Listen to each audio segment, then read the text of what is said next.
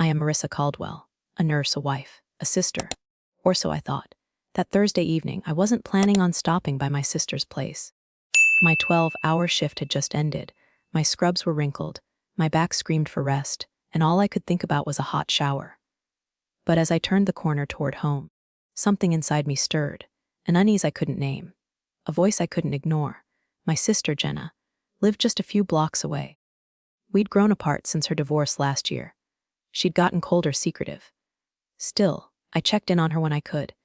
That's what big sisters do, right? I turned onto her street. And that's when I saw it. Nate's car, my husband's silver SUV, parked right outside Jenna's townhouse. At first, I thought I was mistaken. But there it was. His personalized plate, his college bumper sticker, his company ID still swinging from the rearview mirror.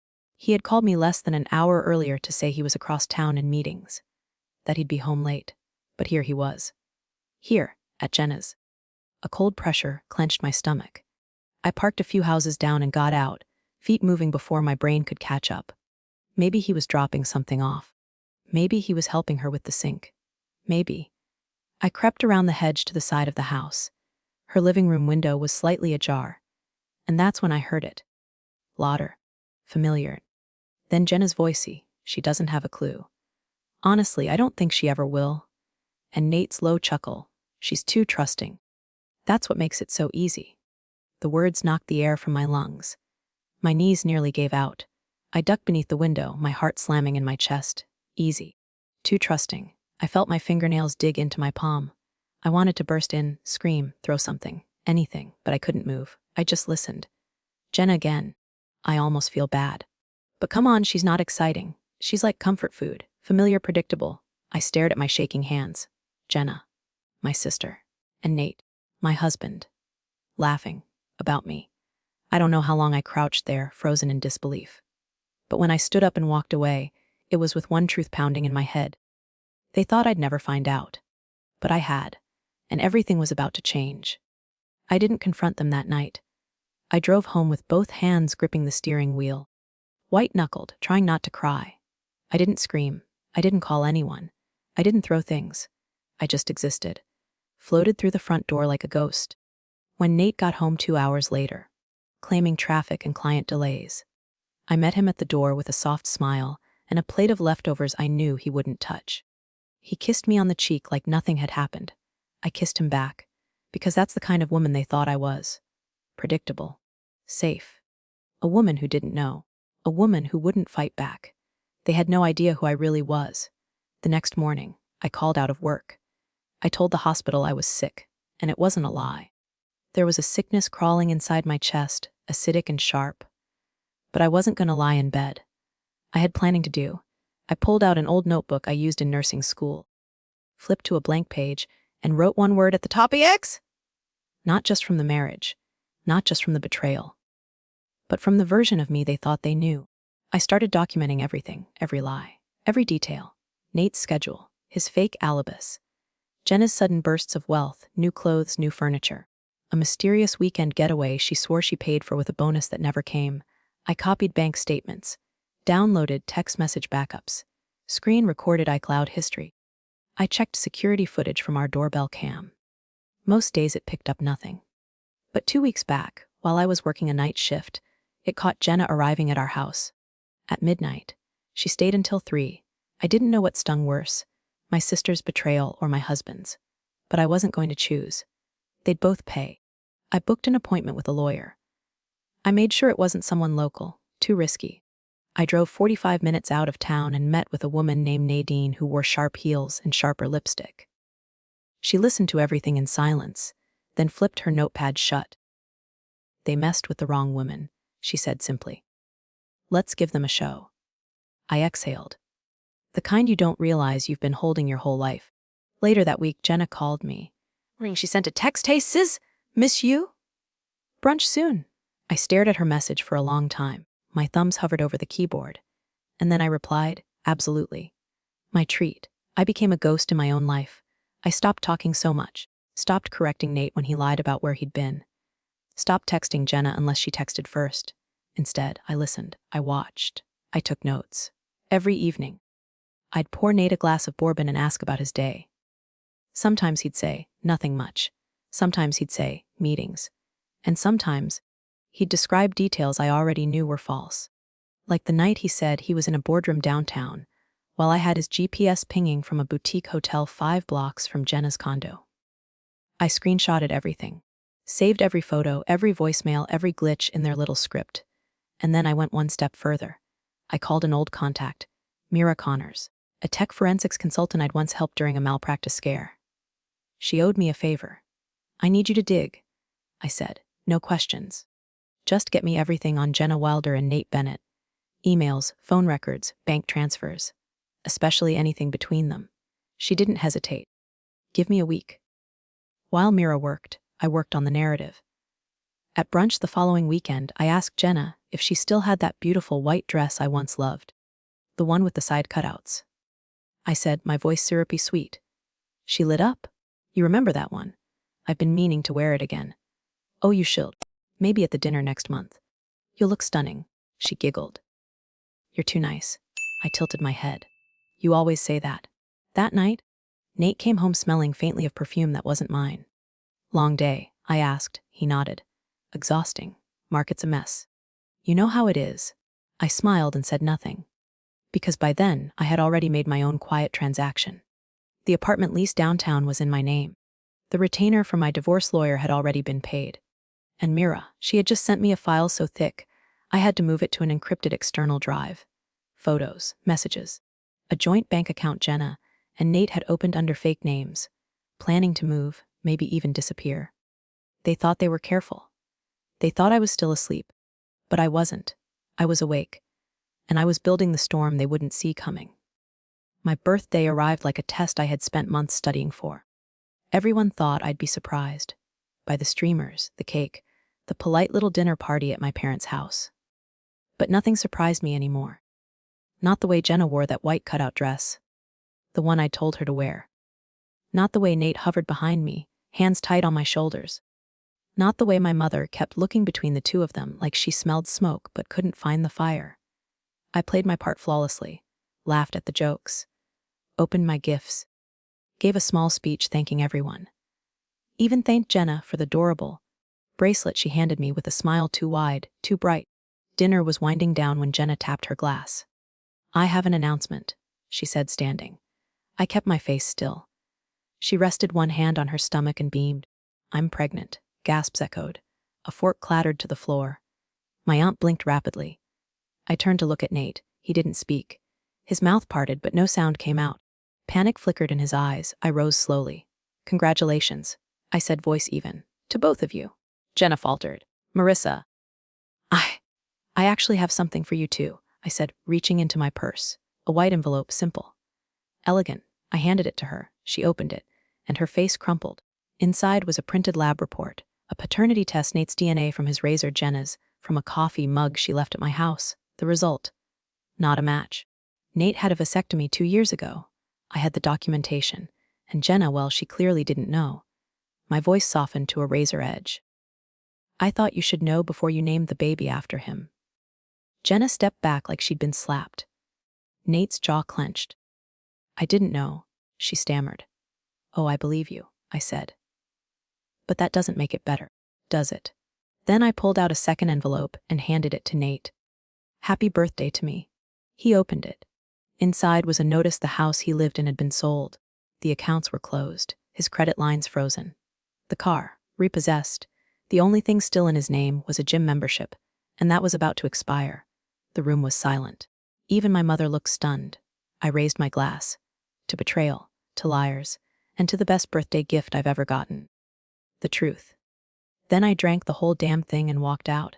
I didn't cry. I didn't yell. I didn't look back. Because this wasn't the moment I broke.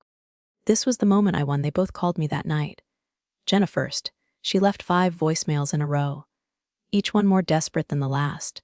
The final one was just sobbing, muffled with what sounded like her phone being thrown against a wall. Then came Nate. Marissa, we need to talk, he said, voice low, urgent. You can't just blow up our lives like this. You don't understand. I blocked his number halfway through the second voicemail. Because yes, I did understand.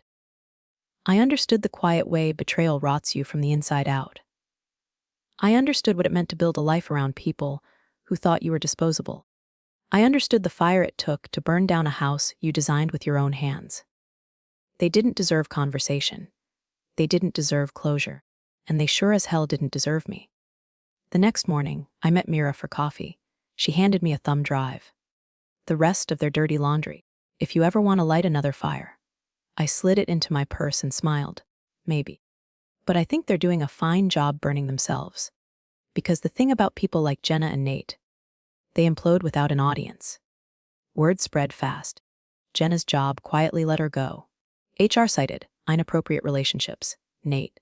He found out the hard way that when your name is tied to fraud, banks don't care about your sob story. My lawyer had made sure I kept everything that was mine. And what they couldn't steal, they destroyed. But I rebuilt. I moved into a loft overlooking the city skyline. Clean walls, empty space. No ghosts, just me. And a new start. I filled it slowly, with art that meant something. Furniture I didn't have to compromise on, music that played when I wanted. I woke up every day to quiet. Not loneliness. Peace. One morning, I got a letter in the mail. No return address. Inside was a sonogram photo. And a note, you were right, he wasn't the father. I don't know what to do. I folded the paper once, then again, then dropped it in the trash. Some people confuse forgiveness with open doors. But mine stayed shut locked, and reinforced. The silence wasn't empty, it was sacred. For the first time in years, my mornings weren't filled with fake kisses or cold coffee. I wasn't checking Nate's calendar, or waiting for Jenna's next lie to unravel. I was free. It's strange how peace feels foreign at first. I took long walks by the river. Joined a pottery class, even though I was terrible at it. I ate dinner alone with a candle lit. Not because I was lonely, but because I deserved softness, even without an audience. One Saturday, I ran into a familiar face, Caleb Nguyen. We went to college together. He was a friend of a friend. Always the quiet one with paint, stained fingers and patient eyes. We bumped into each other at a weekend market. Marissa, he said, blinking in the sunlight. You cut your hair. I cut a lot of things, I smiled. Mostly loose ends. He laughed. Not the kind of laugh that demands anything, just warm, real. We grabbed coffee, then brunch, then dinner. He never asked about my past. He asked about my now. What I was reading. What I was painting. What song I couldn't stop humming. He didn't try to fix me. He just stood beside me while I fixed myself. And somewhere in between coffee dates and quiet walks, I realized I didn't need revenge anymore. I had already won. And more than that, I had survived myself. I found the letter in a drawer I hadn't opened in months. A letter I wrote during the worst night of my life. It was scribbled in half light, on a tear-stained notepad. Addressed to Jenna, I never sent it. I never intended to. But somehow I couldn't throw it away either. I sat on the edge of my bed, unfolded it, and read it like it belonged to another woman. Jenna, I hope your lies keep you warm at night. I hope the thrill was worth it. I hope when you look in the mirror, you see every piece of me you tried to break and couldn't. You didn't steal my life. You just made room for me to rebuild it. I loved you. And you weaponized that love. You wrapped your betrayal in sisterhood and called it fate. But you weren't fate. You were a test. And I passed. Good luck raising a child in a house built on ashes. I folded the letter back up. Then I stood, walked to the balcony, and lit a match. The paper curled into flame and fell apart in the breeze. I watched it burn like I was watching an old self drift away. Hurt, yes, but no longer haunted. Because closure doesn't always come with an apology. Sometimes it comes when you realize you don't need one anymore. I stopped sleeping.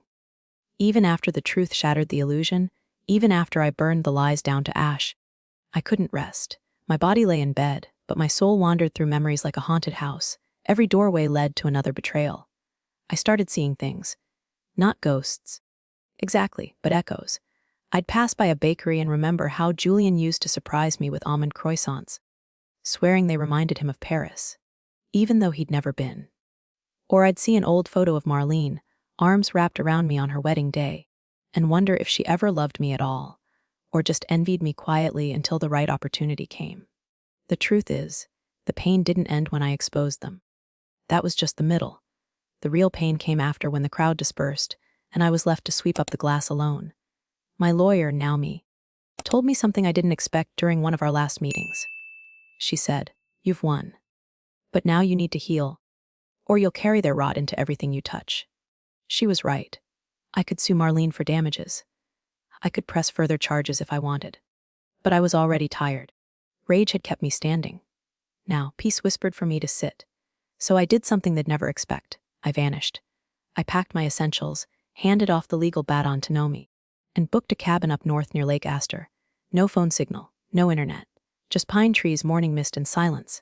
And one morning, I woke up to find a yellow envelope slipped under the door. No name, no return address. Just 2 words in my sister's handwriting. I'm sorry. I didn't open it. Not yet. Days passed. The lake shimmered in the mornings and wept mist in the evenings. I took long walks. I drank bitter coffee. I let myself feel everything I'd avoided for months. The numbness, the ache, the disbelief. But most of all, grief. Grief for the life I thought I had. For the children Julian promised but never meant to raise. For the sisterhood I believed in. For the woman I used to be. The one who baked pies and believed, family first, would always protect her. One night, I lit a fire and finally opened the envelope. Inside was a single page. I ruined the only person who ever saw the good in me. And I don't deserve forgiveness. But if I vanish too, maybe you'll know it wasn't because I wanted to escape. It was because I knew I'd already lost you. M. I stared at the words numb. No excuses. No plea. Just raw, defeated ink. And somehow that broke me more than the betrayal itself. That night I wrote 2 letters, one addressed to Julian, the other to Marlene. I didn't plan to send them, but I needed to put words somewhere other than inside me. To Julian I wrote, "You didn't just cheat on me. You starved me of the truth. And the most tragic part, I would have forgiven you if you had just come clean. But you never wanted redemption. You wanted control." To Marlene I wrote, "I don't hate you. I mourn you. Because I think there was a time when we were truly sisters. And maybe, just maybe, if you hadn't buried your pain and envy, we could have healed together." I folded both letters and dropped them into the fire. I didn't need them to read it. I just needed to let it go. Because the next morning, I woke up, stepped outside, and for the first time in years I felt light. Not because everything was okay, but because I finally was. A month after I returned from Lake Astor, I stood in front of a modest brick building in the city. A new studio space. My name was on the lease. Sabrina Quinn Interiors, finally mine. No shared accounts. No shadow investors. Just me. And the vision I'd shelved for too long while keeping someone else's ego fed. But fate, it seems, doesn't let us go so quietly. That same week, I received a call from Naomi, my lawyer. "You're going to want to sit down," she said. Julian had filed for bankruptcy. His reckless spending, the boat, the watch, the luxury hotel suite for him and Marlene, all charged to the card I used to sign 3 years ago. It was a mistake I'd forgotten. A favor at the time. Just temporary, he'd said. Now it was back like a ghost with teeth. "We can fight it?" Naomi added. "But it'll be public. Messy if you ignore it. Your credit might suffer. But you'd be free. Free. That word didn't feel clean anymore. I walked into my empty studio and sat in the middle of the sunlit floor, surrounded by blueprints of futures I hadn't built yet. The air smelled like fresh plaster and sawdust. The kind of smell that meant beginning. And that's when I made my choice. The next day, I filed a counterclaim. Not for revenge. For boundaries. I hired a financial forensic expert, froze the old accounts. Closed every door I'd once left cracked open out of guilt or habit. I cleaned house. This time not of furniture, but of financial ghosts. But the final closure came weeks later in the most unexpected way. A small package arrived, no return address. Inside was a silver charm bracelet, the one I gave Marlene for her 16th birthday. The one I thought she'd lost years ago. Attached was a note, no words left, just this. "You saw me long before I saw myself," I cried, not for her, for me. For the girl who gave that bracelet. For the woman who now knew her worth wasn't a transaction, or a role in someone else's mess. Closure doesn't always come with doors slamming shut. Sometimes it comes with you standing still while everyone else keeps spinning and realizing you no longer need to chase them for answers. So here I am, Sabrina Quinn, 34, no husband, no sister, but finally mine. And I promise you, healing doesn't mean erasing the pain. It means choosing what grows from it. If you've ever been betrayed by someone who was supposed to protect you, you are not alone. Drop your story in the comments. Let's build something true together. Subscribe to Telling Story with me for more journeys like this, real, raw, and relentlessly human. And if this story touched you, don't just like it. Live it.